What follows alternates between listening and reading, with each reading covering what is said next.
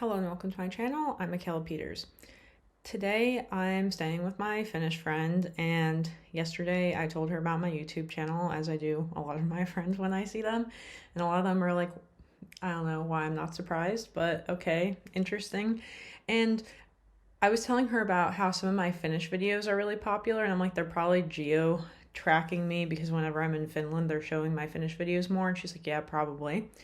But I was like, yeah, they can become really popular because I talk about my perceptions of Finland and the Finnish people. And she's like, oh, yeah, Finnish people love that. Like, listing things and like about what Americans think of Finnish people. So that's what I'm going to do today. And I'm going to do 10 surprising things about like culture shock things about Finland, about Finnish people that I either did experience or continue to experience or re experience whenever I come back to Finland from the US. So I have a list of 10 things, and the first five are going to be more so related to inanimate objects, maybe, or just, I don't know, you can kind of be the judge. I think the latter five are more about characteristics of people. So, and maybe some of this is cultural too. So you can decide in what category you think these things are. But the first one, and I did talk about this already in my biggest culture shock of Finland video, which I made over the summer, and that one is nudity. Nudity is so accepted and so widespread, and it is so not that way in the US. And I think I did explain this more in that video, but that probably has something to do with the religious origins upon which the US was founded and a greater conservatism around body image. It seems like maybe there's a bit more body positivity in Europe. I'm not sure if that's definitely the case, but that's the general vibe that I get. And it's not even just about the sauna culture, even though that's a big factor in it. It's even things like if I go to the gym and all of the showers are open and being naked in front of somebody is not perceived as a taboo, but something that happens, in sauna or in a locker room in the US, especially at the YMCA. So that is originally a religious gym kind of thing, like the Young Men's Christian Association, but now it's pretty commercialized. But they have different partitions because I used to go there. So they have different partitions for getting changed, for taking a shower, and you get used to like hiding your body, whereas that's not necessary in Finland. It could be that case in other European countries too, but in Finland I can definitely say that that's what's going on. Number two is the direction in which the door opens. This is something that I honestly forget about. Also, I'm going to add that the knobs on the stove are also backwards compared to the US. So when I switch back and forth between these places, I really have to pay attention to which way I'm opening the door or which burner I'm turning on for the stove. But particularly the way doors open, apparently the way we do it in the US has to do with a fire hazard type of thing. I've now heard this from two people, so I'm going to assume it's true without fact checking myself. And I guess when you're opening away from the interior of the room, it makes it easier for you to get out in case of a fire, whereas in Finland, the doors open internally, and my Finnish friend suggested that probably has to do with snow. Now, I don't know what it is in other European countries. I'll need to pay more attention to that. Number three, high standard of living. So what do I mean by that? I've always said that I feel like in Finland, everybody has everything that they need, and that definitely makes people less stressed out, less competitive, less obsessed with working in comparison to Americans. But really what I mean by this one is the quality of all the buildings is pristine. Even older buildings, I just feel like people really live in well-developed buildings. Now, part of this probably has to do with the fact that people spend so much time indoors, especially during the half of the year where it's freezing and very snowy. The other half of it, I think, just comes from the way the tax money is spent. There are always a lot of renovations going on. I feel like I constantly see construction, whereas sometimes it feels like in other countries, the US in particular, people will just try to keep these really disgusting buildings standing for as long as they possibly can, instead of just creating affordable, widely available housing for everybody. So that is one thing that honestly I really appreciate, like how nice all the buildings are, but it's really a thing. Next would be relatively affordable housing. Now, I know that there's currently an issue with housing that is extending beyond the US and, extends to Finland and probably a lot of other places in the world right now.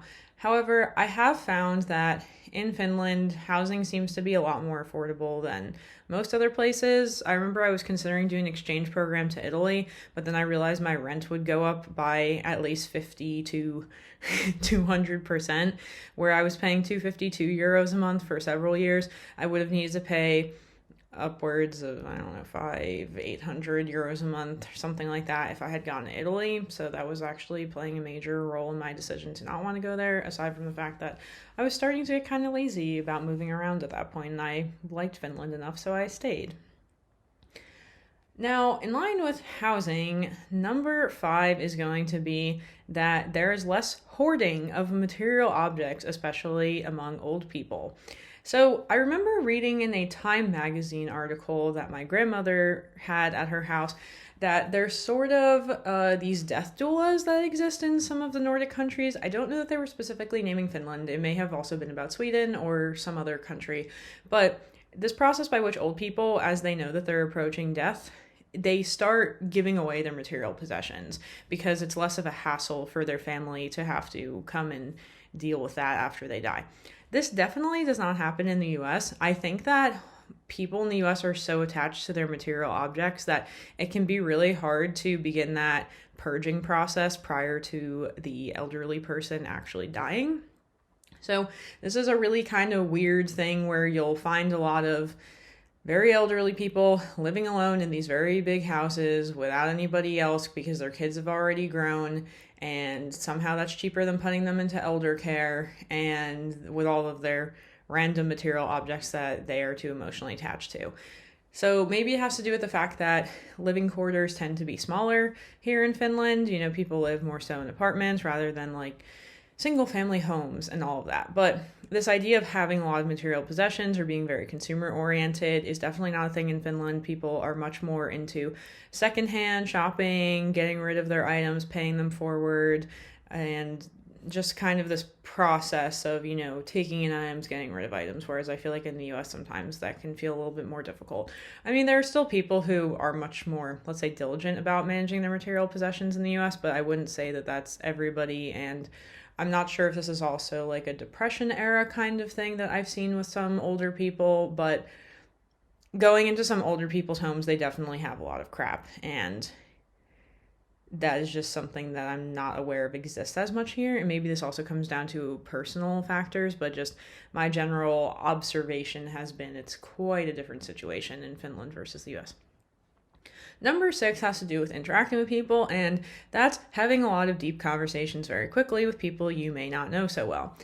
Now, the one stereotype that gets thrown around is that Finnish people hate small talk. I understand. I hate small talk too, probably because I'm autistic, but no, that is actually a thing.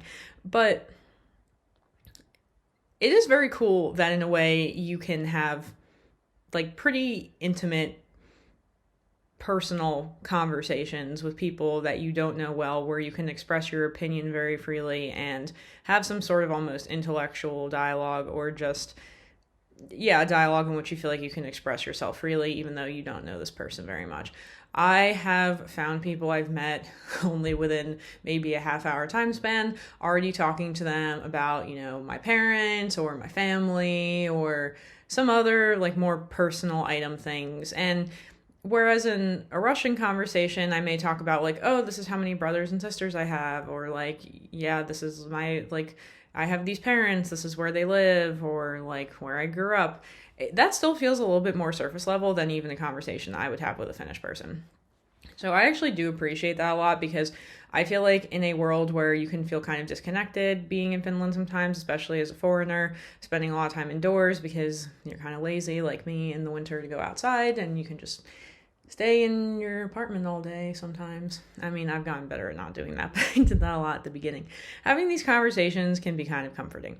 So I kind of find this one really cool, actually, but it's definitely a culture shock because Americans do not do this as easily. I feel like you could work with somebody for years and years and know like nothing about them. So very different. Next is the temperament of Finnish people and kind of how calm they are. Now, this extends to more than just being calm and zen or chill or whatever you want to call it, but I do feel like people are fairly polite in Finland. They're trying to put other people ahead of themselves. They're not really trying to outcompete people or screw over the guy next to them. Unfortunately, I do feel like that can happen in the US quite a bit. I feel like in general, people are not very judgmental. You can sort of tell people anything and they don't really seem to care or react that strongly. With that, I feel like people are not super opinionated and are not usually going to push their opinions onto you. That is very contrary to the US. I think a lot of this has to do with a power distance kind of thing. Somebody did mention this in one of their comments, like how you don't call doctors doctor and you don't call professors professor. There's a very flat hierarchical structure. And so I think what that means that people of a, upper in the hierarchy kind of position are not necessarily going to assert their opinion at you, I'll call it, and get upset with you for not agreeing with them, which I feel like is unfortunately a form of dialogue that can happen a lot more often in the US, even among friends, to be honest, but it is an issue more so in the hierarchical sense than just Finnish people being quiet. Sometimes, even like I was saying on the train, it's pretty quiet and something you're not really used to coming from not even just the US, but other countries where there are just more people and more action and more talking going on all the time. Like Finnish people are really okay with sitting in silence, and for Americans that can be uncomfortable. And at some point you just have to kind of adjust to it, and eventually it's kind of nice. Number 8 is a slower pace of life. Now, Finland is not the only place that has this, but things that I will mention about this. So first off, this is a phenomenon that I think happens a lot less in more of the developed world, but I think it also has to do with the fact that in Finland, the population is so small. So sometimes it feels like there's maybe more of a struggle to find things to do. This is especially the case, I think, for people who are international students who maybe come to a smaller town, eventually wanting to go to Helsinki to get more action. There's more going on there. But in general, if you're just kind of like, let's say the average Joe, not living in the capital region, it does feel like your pace of life is a lot slower, even in Helsinki compared to some other cities like New York City. Let's say it is definitely a slower pace of life, a slower city pace of life. So I always found that also had to do with the fact that I didn't have a car. So if I was going to go to the city center or do something that required me going to an appointment, it was going to take me several hours rather than hopping in my car, driving 5 to 10 to 15 minutes, going to the appointment and then driving back, which would probably take a little bit shorter of a time. So you just can't squish as many things into the day. I also have to walk to the grocery store. Then there's not as much food available near me, so I just have to cook my meals. Or I guess I can get them at the university, which is honestly what I usually do because I'm lazy. But yeah, just a slower pace of life compared to the US, or at least compared to New Jersey, which is where I live in the US. Number 9 is having stronger friendships with people. So while I may not be texting or calling my Finnish friends every day, I do feel like they're very reliable. They follow through on their word. I think Americans have a tendency to be a little bit flakier, and if they don't feel like doing something, they could just bail on you last minute, which doesn't feel great. But yeah, I feel like Finnish friends are always there to help you, and there's a pretty open line of communication. Sometimes maybe this can be kind of challenging if people are trying to be polite and they don't necessarily want to say no. But however, I do feel like Finnish people can be a little bit more direct than Americans, let's say, where sometimes Americans will try to be like, oh yeah, I can do that, I can help. And then the sad reality is that they may not feel like doing that. And then in the end, they don't actually do that. And finally, number 10 is connectedness with nature. So that is one of the very appealing things for a lot of foreign people about Finland is the nature. In fact, I remember reading an article that talked about how Helsinki in particular, compared to a lot of other metropolitan areas, throughout Europe, I think in particular, has some of the most green spaces out of all of them that were included in this sample. And besides just being in the capital region, obviously there's a lot of nature all throughout Finland. People have their kesämökki, summer cottage that they go hang out at when they just want to experience the lake and nature and trees. And you have cross-country skiing, ice fishing, ice skating. You have so many different outdoor activities that people really do get involved with, and people don't mind being outside. A lot of times people walk around outside in the winter. You kind of have to, especially without a car, if you're like me. So yeah, there's just a lot of nature, which I think kind of maybe is part of what helps keep people calm and grounded. I think in the US, a lot of times people are more so trying to get to more of these industrialized areas, and then that's like, single family home, strip mall, car, and lots of that kind of stuff. So I think that's going to be everything for my 10 biggest culture shock items that I have had being between Finland and being between the US. And these are honestly still things that I kind of forget about and then have to readjust sometimes when I come back. And for the most part, I would say these are all things I really like about Finland and that I appreciate a lot. So keep up the good work, Finnish people. All right, so thanks for watching this. I'll try to make more videos about Finland. If you like this video, don't forget to like and subscribe because I want to grow the Finnish side of my channel too, and I'd figure out how to do that. Maybe I have to start making videos in Finnish. That would be really hard, but it's an idea. All right, so thanks, and until next time, bye.